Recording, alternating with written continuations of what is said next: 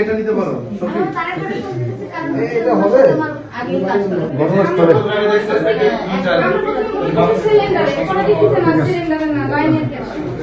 আজকেও কিন্তু আমাদের বড় এই বিষয়টা উপস্থাপন হয়েছে।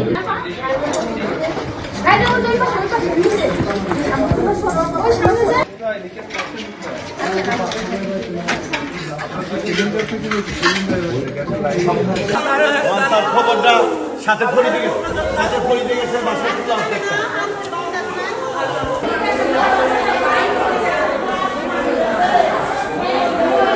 আমার বাসা পাশেই তো।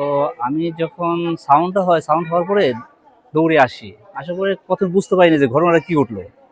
প্রথমে শুনলাম যে গ্যাস সিলিন্ডার ব্লাস্ট হয়েছে, পরে দেখি যে শুনলাম যে না।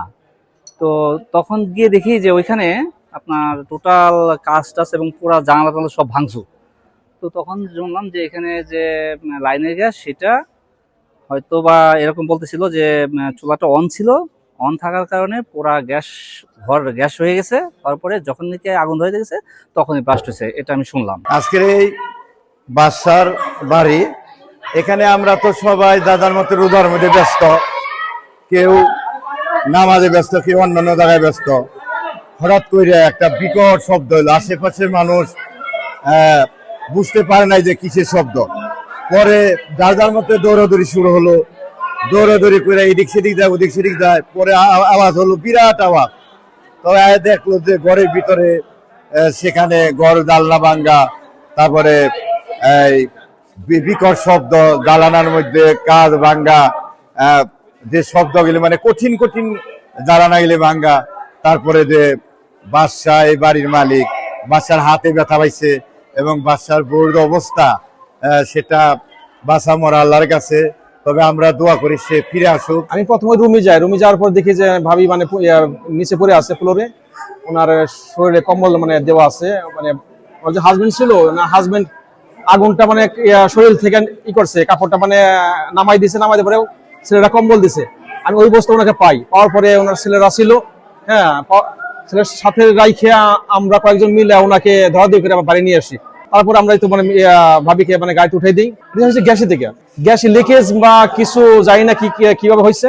অ্যাকচুয়ালি আমরা এখানে নিউজ পাই হচ্ছে 10:30টার দিকে যে একটা বাসা বাড়িতে গ্যাস সিলিন্ডারের বিস্ফোরণ ঘটছে। সো আমরা নিউজ পাই যে এখানে বেসিক্যালি কোনো আগুন ছিল না, বাট গ্যাসের লাইন থেকে গ্যাস সাপ্লাই হচ্ছে বা লিকেজ ছিল। তো সেই জায়গা থেকে আমরা রেসপন্স করি। 7 মিনিটের ভিতরে এখানে আমাদের একটা ইউনিট আসে, দ্বিতীয় কল এসে আমরা গ্যাসের রাইজারটা বন্ধ করি। তার আগে নিউজ পাই এখানকার স্থানীয় যারা আছেন বা সাংবাদিক মহোদয় যারা আছেন, তারা জানান যে এখানে 2 জন আহত হয়েছে। একজন মহিলা প্রায় 100% দগ্ধ হয়েছেন এবং একজন বেশ আহত। 2 জনকেই এখানকার স্থানীয় ভেহিকেলে তাকে এনাম মেডিকেলে নেওয়া হয়েছে। সো আমাদের জায়গা থেকে আমরা শুধু রেসপন্স করছি। আমাদের গ্যাসের লাইনটা, রাইজারটা ভিতরে এবং বাইরে যে লিকেজ ছিল 2টা লাইন অফ করে দিছি। এখন আপাতত কোনো সমস্যা নাই এবং আমরা আমাদের জায়গা থেকে যত তাড়াতাড়ি সম্ভব রেসপন্স করা গেছে এবং সবাইকে এখন বিষয়টা জানানো হয়েছে। সো আপাতত কোনো প্রবলেম নেই এই জায়গাটায়। Next level, well done, side by side fridge.